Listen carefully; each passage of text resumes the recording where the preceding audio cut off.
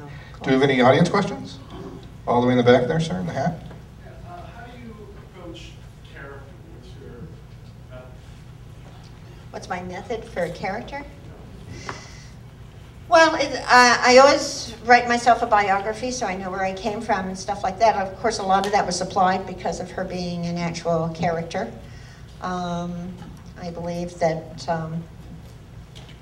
if I know who the person is, just from however I create it, then the lines come like that. It's the weirdest thing.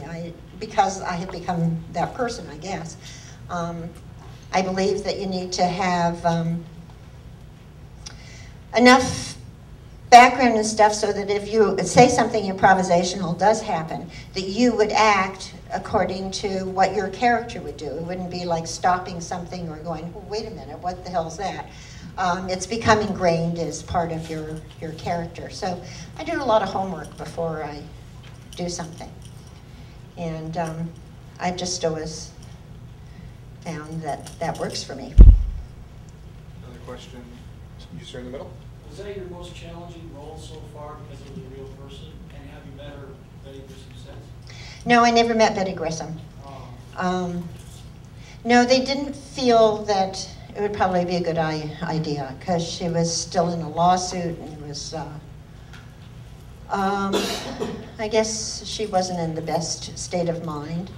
And so they didn't think it would be a good idea for me to meet her. So it was basically what I learned from, talking to the other guys. Dennis spent tons of time with his guy, who I can't remember. Gordo Cooper. He spent lots of time with Gordo. And Alan Shepard was there, but I wasn't able to meet Betty. You said Chuck Yeager was around too? Oh, Chuck was there. He's in the movie. Chuck plays the bartender in the movie. So, and he was like totally cool. I remember going to do one of those promo things, you go to these conventions and stuff like that. It was the year, I think, that Star Trek had come out. Oh, no, Star Wars had come out, and there were all these Wookiees and these people. I mean, it was insane. And we were in this hotel, and we were on the 26th floor. Well, they were having parties in the elevators, and Chuck goes, well, I guess we'll have to walk. Off he goes. I mean, he was unbelievable. And he flew. He still flew. He had 20/20 vision. I mean, it was just incredible. And Sam Shepard was petrified to fly. He doesn't get on airplanes. So, but he went up with Chuck. And then they built these big gimbal things so that it would look like he was flying. But he was panic-stricken. But he did go up with Chuck. So if you're going to go up with anybody, I guess you go up with the best. So. Another question? You, sir, in the blue? Yes, can you hear me? Sure. Yeah. One thing I noticed too, when this movie came out in 1983, it was approximately 20 years after the early aerospace exploration when Kennedy was president. And the movie deals with a lot of radical nationalism. I noticed that's what I saw it years ago. At the time, Reagan was a highly popular president. I saw a lot of radical nationalism. 20 years later, I want to know if you saw some similarities of the patriotism of this country at the time when the movie was produced, what the movie come with. Was it the same sort of patriotism, are you saying, as there had been when it actually happened? Did you feel the same way? Because I sensed some similar areas of high patriotism in the early 60s and in the early 80s. Did you feel the same way?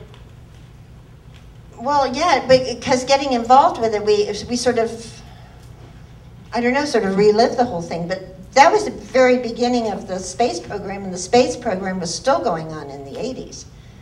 So I think that there was the same sort of sense of patriotism. And was there a lot of support from NASA on the movie? Was who? From NASA making the movie? Was there? Oh, I'm sure they were. Absolutely. I mean, they had all sorts of people from all over that were the, people who let them know what they were supposed to be doing and not doing. One thing that was fascinating, though, was when you see the flights, the planes going up and, well, those were all Japanese models, and they stood on the top of a very tall building and chucked them off. I mean, that was the CGI. they just sort of painted them, and Phil says, oh my God, it was incredible. We'd just go up on the top of the building and throw the plane off and see what happened. So when you're watching the movie tonight, you can see if you can figure out that it's a little Japanese air model. Oh God, it was hysterical. You have such an amazing filmography.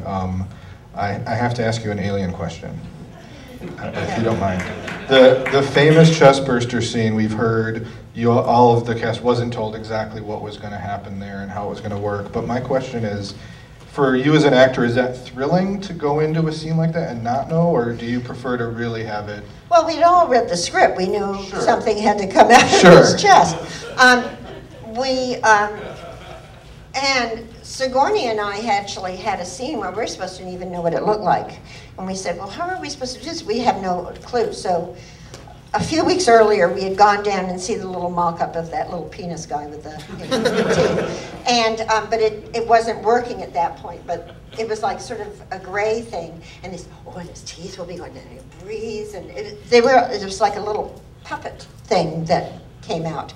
So the day that we go to shoot this, we're all upstairs in the dressing rooms. They take John down, and like for 4 hours, we never saw John. John was having this false chest made. And when we were told that we could come down to the set, the entire set was dressed in plastic. Everybody's wearing raincoats. Big buckets of awful, oh my God, it stank. It was the formaldehyde. It was just like you'd gag when you first walked in there. And so here's John packed in this thing. And they had 4 cameras so that they would get everybody's reaction. And what happens is they sliced, they cut the t-shirt so that the puppeteer could push the thing through. Well, so we all start leaning forward because you're just fascinated to see what's going to happen. And just, it wasn't, stop, cut everything. Cut the t-shirt a little more. So of course the anxiety started building up, and I cut the t-shirt a little more like this. And they said, oh, you'll be getting a little blood on you. I said, oh, okay. Not thinking, I leaned right into it. I had a jet pointed at my face. It just shot me square in the face. It was unbelievable, that whole, oh my God. And then I backed up, and in the dailies, it's the most hysterical thing, my knees hit the back of the banquette, and I flipped upside down, and there were 2 cowboy boots sticking above. And I rolled over, and I got back up, and I got right back in there. But it was literally like a Max Sennett movie. Da-da-dum, gone, just disappeared. I did not expect to get shot a full blast of. And that was our one take. That was what you saw was our one take. Yeah, your reaction is really real. Yes, it was. And years later, I worked with that same guy, and he goes, sorry about that. How rude. How rude. I tell you, it was a sweaty movie, that because everything was built together. I mean, you walked in, you went into the engine room, you walked down the hall, you went into the hospital, you went into, everything was all off of one main thing. And they would just take you in the morning, and they go like this with glycerin in a pumper and pump it on you so you're all sweat. Oh, it was like so gross, so gross. But I don't know, it was an experience. And what about working so young with Alfred Hitchcock on The Birds? Do you have any? He was wonderful to me. I had, it was a wonderful experience. I was 12, so my experiences aren't like Tippy's, but. But at that age, do you know how big a deal he is? Well, I had already done Alfred Hitchcock Presents, the TV show, and I had done a movie called The Children's Hour, and he had requested meeting me, so I went in to meet him. And I was born in Bristol, England, and his favorite wine cellar was in Bristol. So if I'd have been wise, I'd have written down some of those wines, but I didn't. And he told me how to cook a steak, because one day I'd need to know that when I got married.